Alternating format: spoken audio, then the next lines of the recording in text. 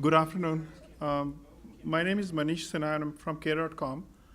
Um, we have been a Couchbase customer for almost 4 years, and I wanted to take this opportunity to walk you through, our use case and how we use it and our experience with Couchbase so far.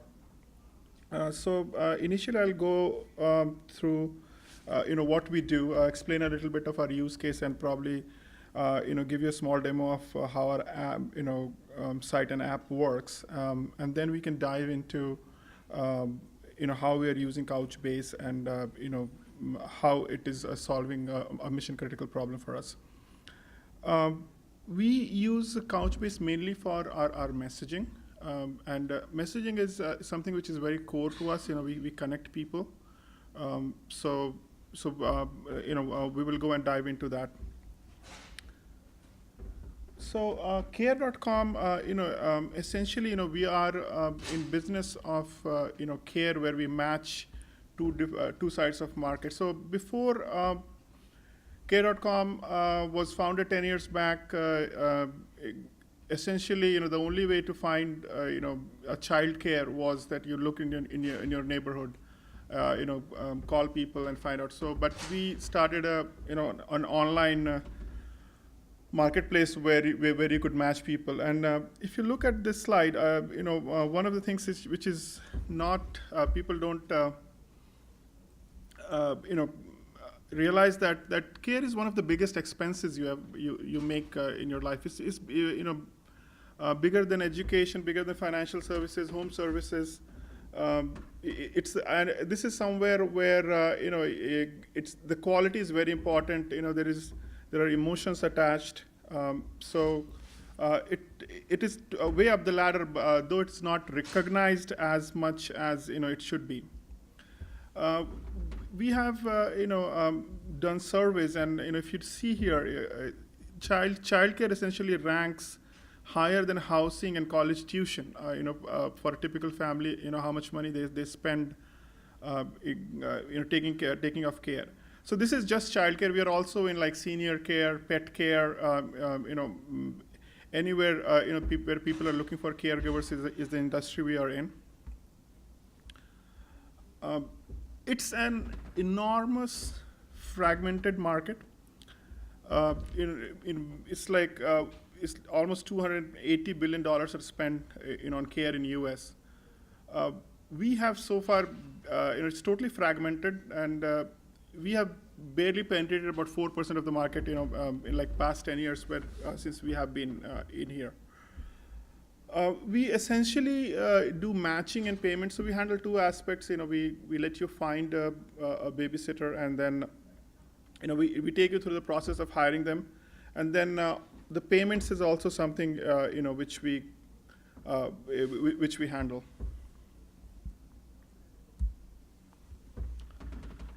So it is over the time it has grown quite a bit. It's the largest care marketplace platform today. It has very powerful network effects. If you look, there are 12.4 million global families who are looking for care. And in our system we have like 9.6 million global caregivers who are in the system. So essentially, the site has been growing over past 10 years, and it is being heavily used today. It's the premier destination for finding care. If you look across geographies, we are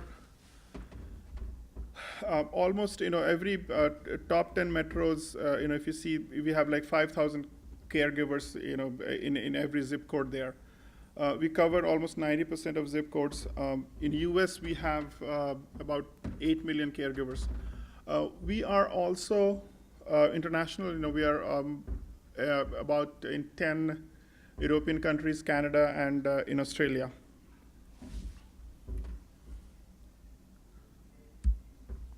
So we started as a desktop platform. But now today we are essentially on all four platforms. We are essentially in desktop, mobile web, iOS and Android apps, both native apps. The traffic to mobile has been growing steadily.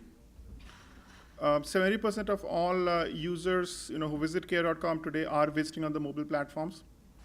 And we almost get around 6 million unique visitors, per month on mobile devices. Also, our apps are very well recognized. It has won several awards from Apple, at the WWDC, which they have their annual conference, and it is the third most grossing iPhone app in the App Store. And that's actually, we think is as a big achievement, because there's thousands and thousands of apps. So having an app which is which ranks number 3 in the lifestyle category in grossing, and I think the ones above are maybe Match.com is probably one of the ones which is above us.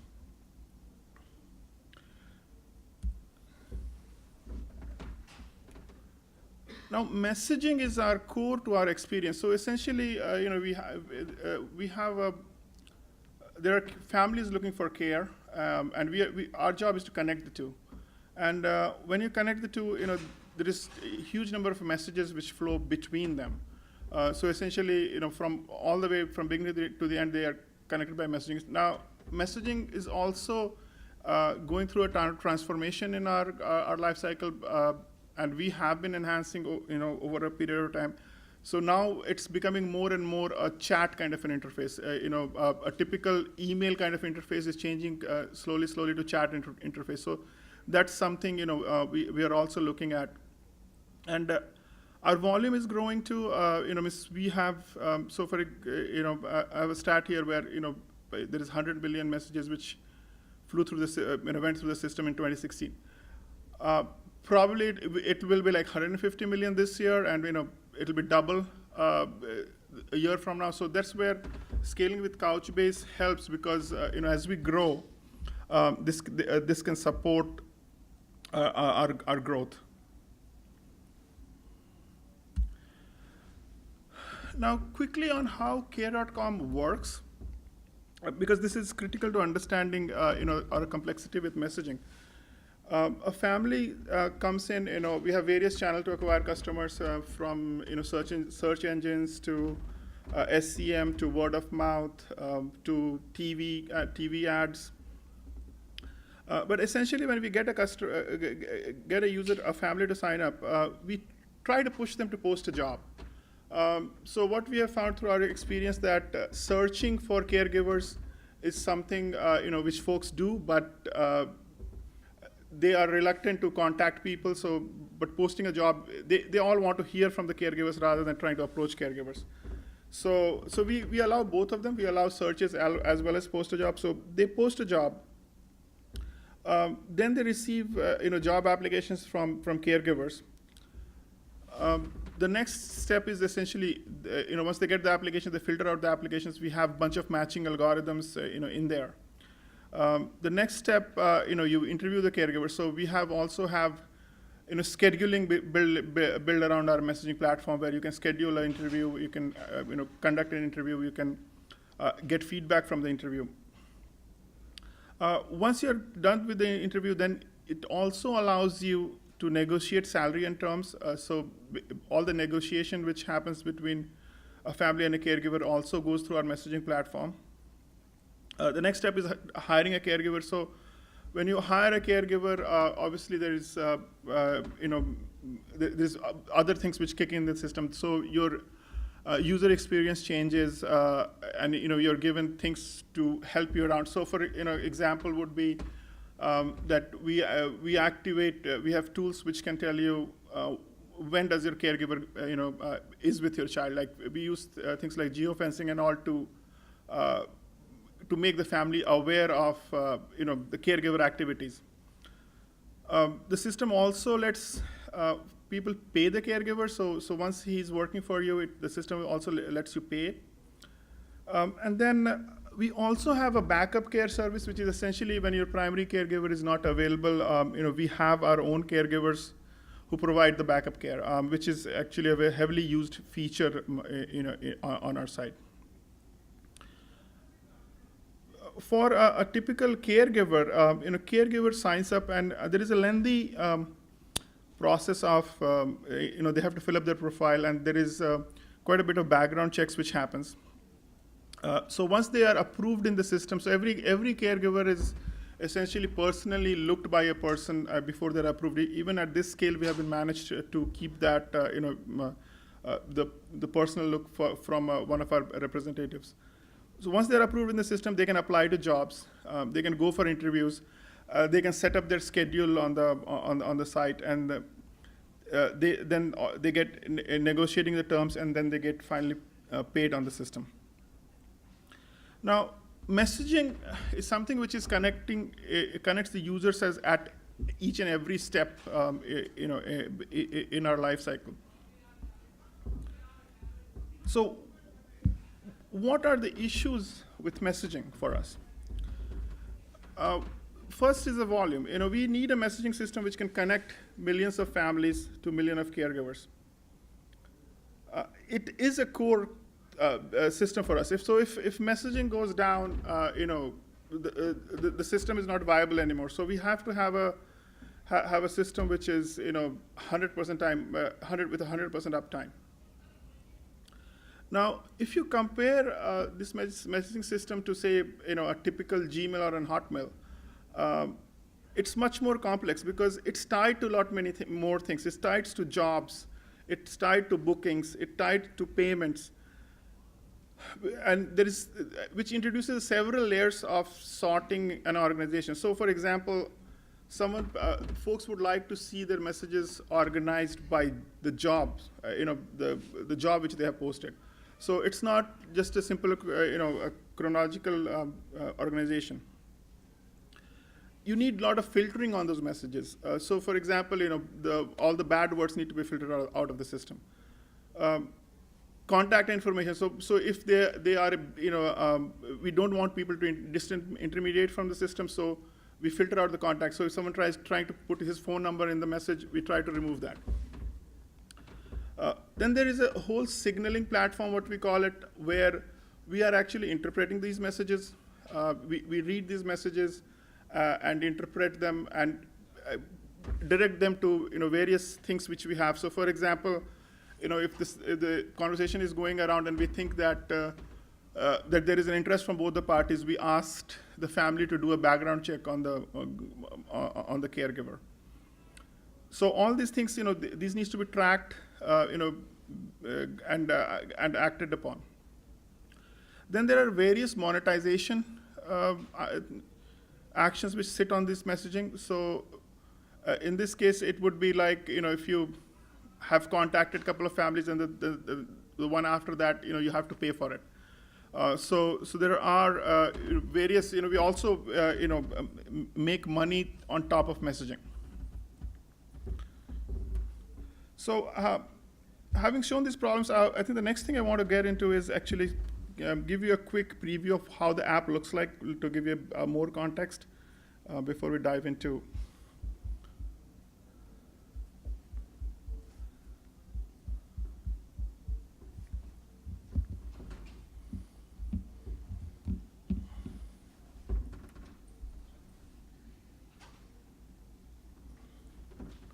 So this is the live app, and as you can see, this is what I have here is the home screen. If you look at the inbox, there is a count. So right here, I think the first thing you can see is that there is various different calls being made to paint this pictures. For example, inbox call is going to a Couchbase system. There is bookings going to a transactional system. There are new caregivers, for example, is going to a solar index. So we have a system in place which can fetch from all the systems and aggregate that and present it on the screen. If you dive into the messaging system,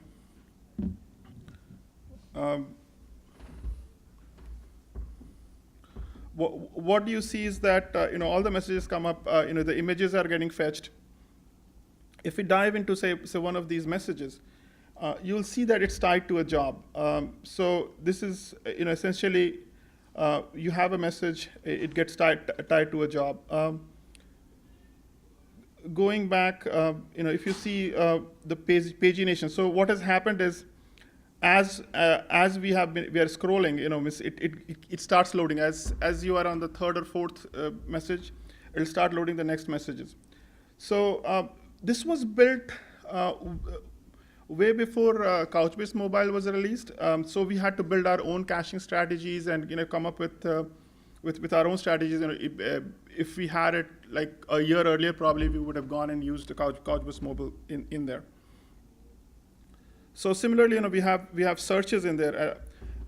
So as you can see, this is the post a job. What I was talking about. This is where you go and post a job. You can look at a caregiver and you can contact and pay the caregivers. So this is essentially an ecosystem, where messaging is a key to us, and Couchbase has been helpful to us, in building the messaging platform.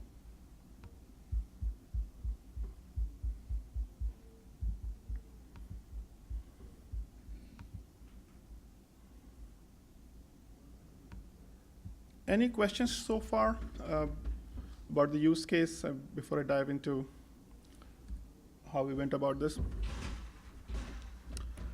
So we did move off the messaging part of our infrastructure from my, sure.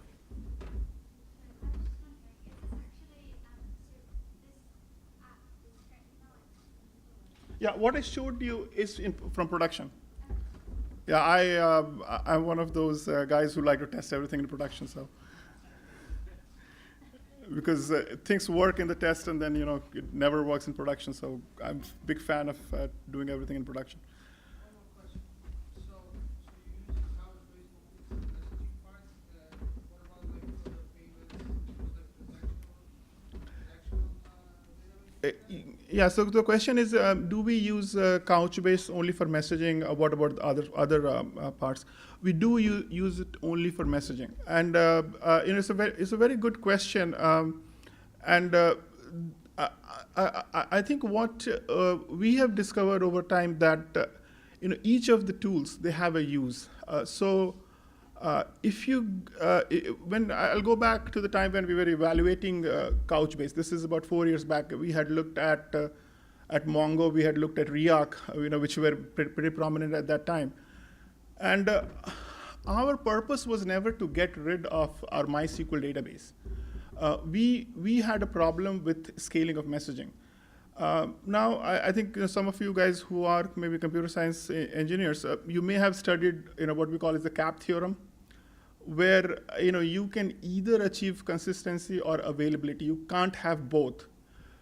So if you look at MongoDB, MongoDB guys, they went more towards the consistency part. So they are essentially more of a replacement of traditional RDBMS, where you can keep your transactions consistent.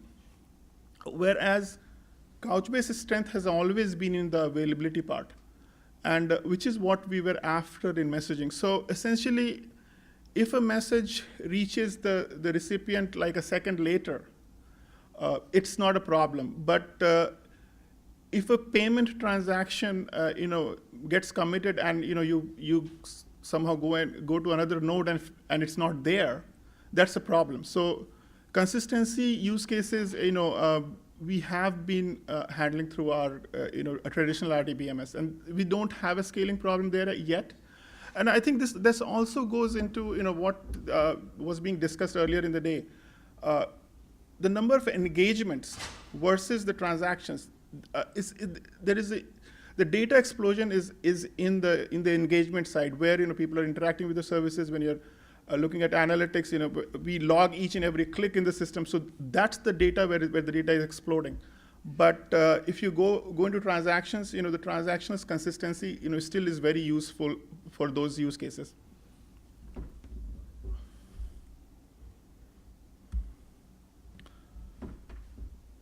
So our messaging timeline, So we started with a MySQL, we had a whole RDBMS in MySQL around 2007. 2010 is when we started, we got into our first issue. When we got into about 10 million messages, our DBMS started running into issues. It started getting slower. So, in our world, speed matters a lot. So, so what was our solution? We started partitioning. But partitioning has its own issues. If you to go to each and every partition, it takes time. So we started paginating based on the partitions, but that resulted in a very bad user experience. So we almost lived through that for 2 years. There were not a lot of people who had that many messages, but it reached a point in around 2013, early 2013 is where we said, we cannot live with this. So that was the time when we evaluated all the tools which were available at that time, and we picked Couchbase, and I think we are glad that we picked Couchbase because the company has also come along very much the way we wanted to. In 2015, so our first implementation of Couchbase was heavily reliant on views. And essentially, all the dependencies which I just showed you, we tried to put them as views. And we built it, and it worked fine. But as soon as we started growing, and the number of messages doubled, we ran into the issues with the views themselves. Essentially, the views would still work, but if you wanted to add a node or take a node out, the rebalancing time was quite high. So you were kind of stuck with like a day or so of a slow system, and sometimes some of those messages are not even available. And I think if you look at it again, and I'll go back to the morning. The difference is that the slowness was caused by a lot of disk I/O, and again, as we know in computer science, that disk I/O is something which has not improved. It has bit since the solid-state drives arrived, but memory and CPU have grown, n number of times over the years. So using memory is much better than using the disk I/O where the views suffered a little bit. And I think Couchbase was always strong there because it inherited everything from Memcached. Memcached has always been key value pairs in memory. So Couchbase helped us in 2015 to get away from the view reliance, our reliability on the views. And I think that has got a lot to do with the way we designed the first system by putting a lot of business logic, and the way we became smarter by using more key value pairs in our 2015 implementation. So that went live around 2016. Currently we have grown up to almost 350 million messages. And we are upgrading to 4.6.1 this summer. So why we have not rushed into upgrading to 4.6 already? Because essentially we had solved our issues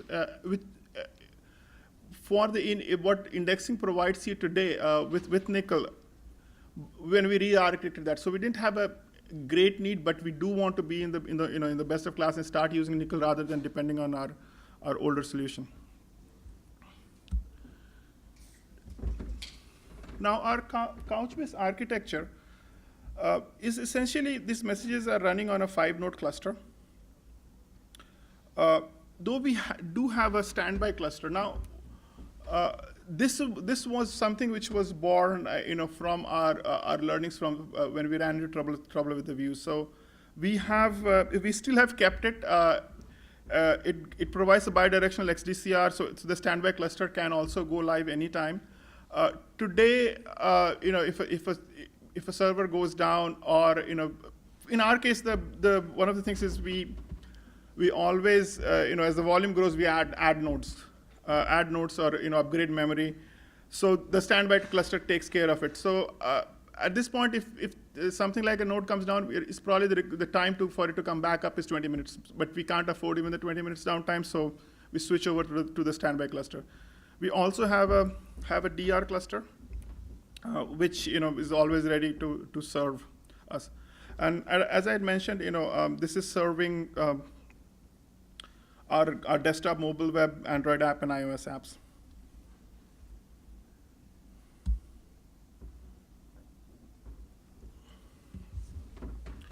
Now, some of the design challenges, which we faced. I think the first question you always ask is how much business logic do you put inside Couchbase? So for example, if I'm storing jobs, do I put just the job ID and fetch everything from outside? Or do I put all the details of the jobs? Those are the kind of questions we had to answer. Same with bookings, transactional data. Do we store that as part of the messaging system? Do we just store a reference to it? So that goes heavily into designing the documents.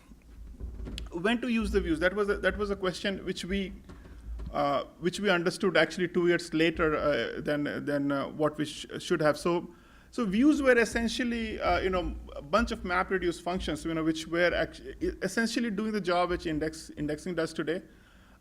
Indexing is doing it in memory. Views were doing using a lot of disk I/O, and they were local to a node. So a lot of those issues have been taken care by indexing today.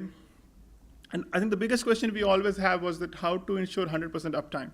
We are also in AWS, so uptime through different zones and availability zones and all had been important. Now, when you design a system like us where you have a bunch of messages sitting in Couchbase, and then there are references going into other transactional database, you run into this issue of n+1 selects. So essentially, what happens is you fetched a bunch of messages to paint your inbox. So maybe you fetched 30 messages. Each message might have a booking ID or a payment ID. Now, do you go and call your RDBMS or whatever system you have to fetch those one by one? Because if you go that route, that can slow you down further.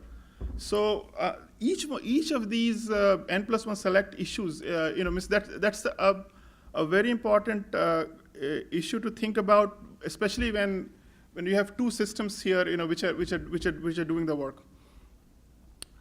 How about updating the documents? So this is again one of the lessons to learn with Couchbase or any of the NoSQL databases is it's very good at inserts. It's very good at reads.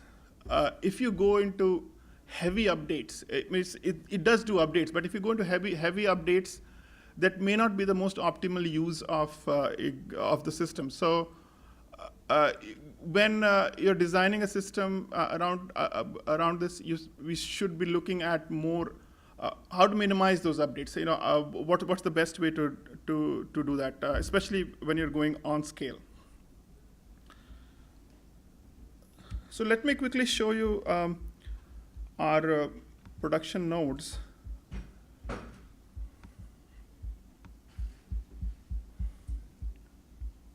The problem is I can't see it now. So this is essentially our 5-node cluster.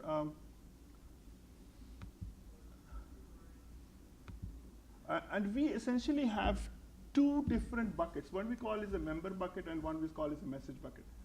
Now, the member bucket itself contains information about each and every member. And I'll walk through the document how it looks like. And the messages are essentially all the messages which you have in the system. If you look at our server nodes, it is sized, and you can see that it's very optimally sized. As the data grows, we have to get more and more nodes.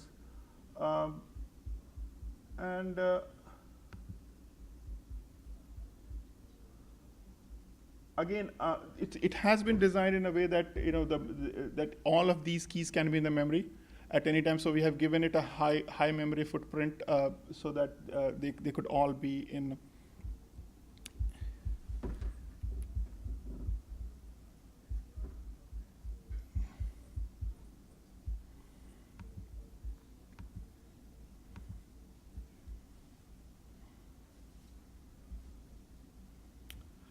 So this is what we call is a member doc. So essentially, a way to think of it is that the member doc is what you use if you have to paint someone's inbox. So it essentially contains, all the information about what the person has received and what he has sent. So this essentially lets you paint. There's somebody. Obviously, I've truncated this doc because this can be huge. Now there are certain small things which you'll see here, like all our keys are a letter, almost like we have abbreviated that. And what we found that initially when we had like full words like time and message number and all that, the size of our Couchbase cluster was twice. So I think one thing to realize is that as you are designing your documents, even these take space.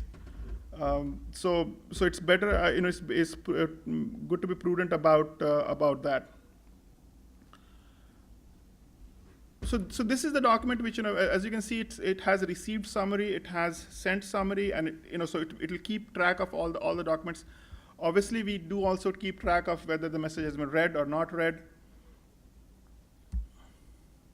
Now this is the message itself. So if you look at this message, you'll see there are things like job ID, subject, job applicant ID, recruitment message. So these are all the flags which connect it to the other system. So we fetch these IDs and then we send it back. And obviously it has also containing all the member IDs in there. So when a member visits his inbox, we first make a call to this one document. Now, we have even been smarter about the document. We have given the document ID as the member ID itself. So it fetches the member document, just one document. And then it goes through this received and the sent summaries, finds the IDs of the messages, and it does a bulk fetch from Couchbase.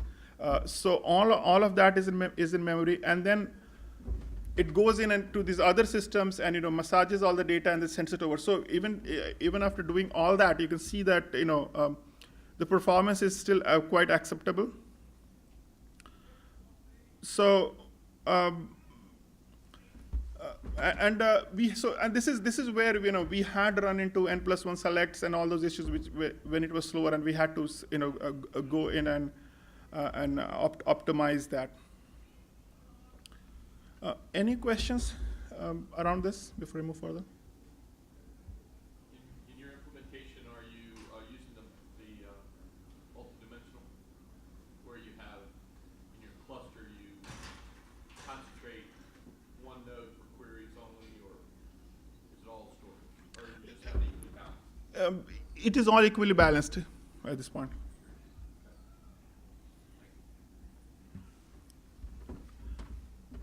So some of the features, which we have, we are very heavily reliant on, and we have learned over time.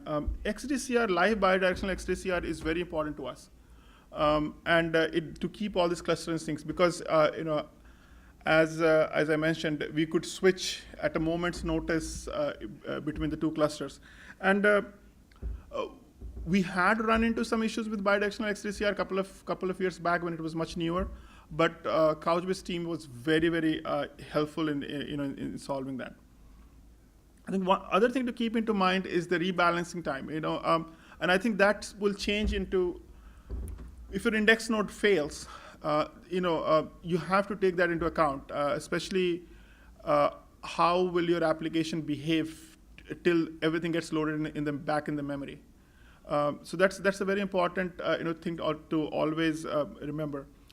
The third one is that these Couchbase nodes are very chatty. So when we went to AWS, we didn't take that into account, that the network bandwidth needed between the nodes is very, very high.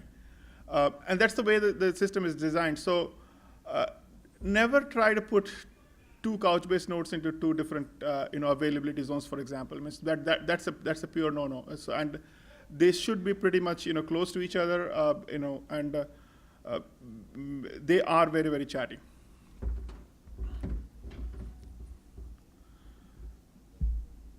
So some of the things we would like to use going forward. is to, so as I was mentioning, a lot of the features which are being offered by Couchbase now is something which we had to compromise and build. And I think Couchbase took a little bit of our feedback, and actually these are the places where they enhanced it. And nickel and using of the memory with indexing is a very, very useful feature. So we were why we got into trouble with the views, because we were having we had to index the job IDs. We had to index the the booking IDs, the payment IDs, because we wanted to fetch them by those things. And whereas if you just fetch by the primary key, it's much easier. So now these features are getting added as well as they are in memory. So that adds to it. And whereas we had to basically develop a custom solution. Search. So today we don't have, our messages cannot be searched. So that has been a feature. We have been looking at integration with Elasticsearch, but now we decided to just wait for Fiverr because it's coming built inside Couchbase. And you can imagine if users having all these messages, if you could search through them. Mobile sync gateway is also something, as I mentioned, is a very useful feature for us. But we again built our own custom solution. Now the thing about it is that the custom solution you only go and build when there is nothing commercially available. But whenever we re-architect our system or just redo the system, we will go back and build, go back and use Couchbase Mobile Gateway. That saves us development time, as well as it gives us some best of the breed in a product. So that's from our experience at Carecom. Thanks a lot. Any final questions? You were saying that within a given availability zone, that's the best way to put the servers and have them set up because they're chatting. But if you want to make them available against multiple availability zones for resilience purposes, how would you go about it? Yeah. So what we have done is between the availability zones, we have different clusters, and those clusters are connected through XDCR. So that's the layer you use, rather than putting the 4 nodes in the same cluster, in there across availability zones. You put a cluster across, in different zones. Cluster communication as opposed to speaker or whatever. Yeah. So I think that's the point I was trying to make, is that XDCR is much less chatty than the amount of the nodes talk to each other. The nodes are talking way more to each other than XDCR does. So yeah, there is. I think someone from Couchbase can give us some numbers, but it's definitely more than 2 to 3 times. We have looked at our network bandwidth, users graphs, and they're very high when it goes between the 2 nodes. In AWS, did it become very expensive to basically handle even the chattiness between nodes because AWS charges for the bandwidth in addition to the Yeah, I don't have the details, but the answer is, I believe, is no, because they let you set up, your VPCs where they can talk to each other inside the availability zones, without paying up that cost. So you're implementing the VPC implementation, not the standard, public cloud. Yeah, it is a VPC. So I think I just went through the messaging infrastructure. We have billing infrastructure, we have search infrastructure, and we are PCI certified. So a lot of the payment card industry puts a lot of restrictions on what you can do, and there is some billing data flowing through this system. So it has to be in a VPC. Thanks. Oh, go ahead.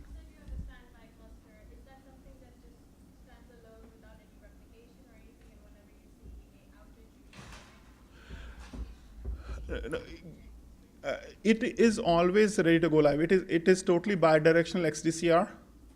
So essentially, it's real time. It's updated. So essentially, it's 2 clusters who are both in read-write mode. So whereas our DR is just one way, but the standby cluster is essentially in a bidirectional mode. our SLA is, miss, less than a minute, if anything happens. So we just switch it. Miss, we don't even have, it doesn't even needs to be manual. It can be switched automatically over to the other cluster if it generates that. So how many clusters do you have in total, including your 3. So one standby, one is your production, and one is your DR. DR, yes. Why wouldn't you make all the three, live in a way, basically say hot configuration? It's well, the DR obviously won't be that because it's a standby thing. The reason why you don't do that is first of all, one cluster is good enough to take the load. So you don't want to get into the the use case of trying to. It'll be more expensive for us to do that. You also said that you reduced views.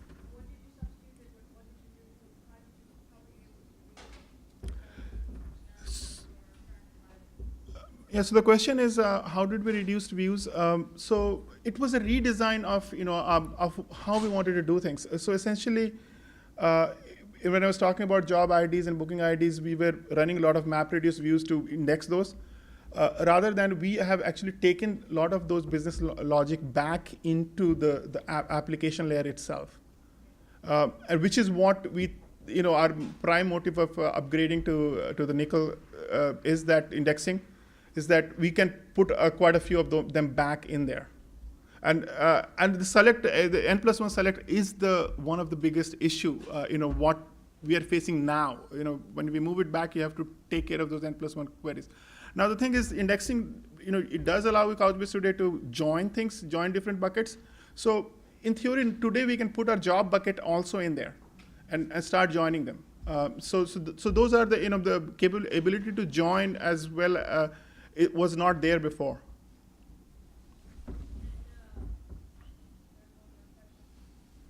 how many replicas do you have that?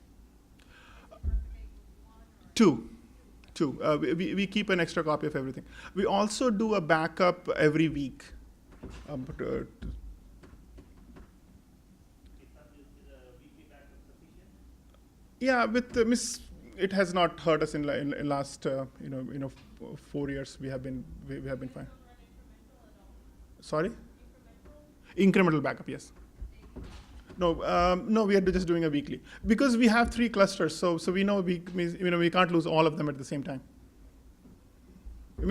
Corruption has been a concern. We had dealt with corruption once, but we were able to recover. Does the corruption get replicated?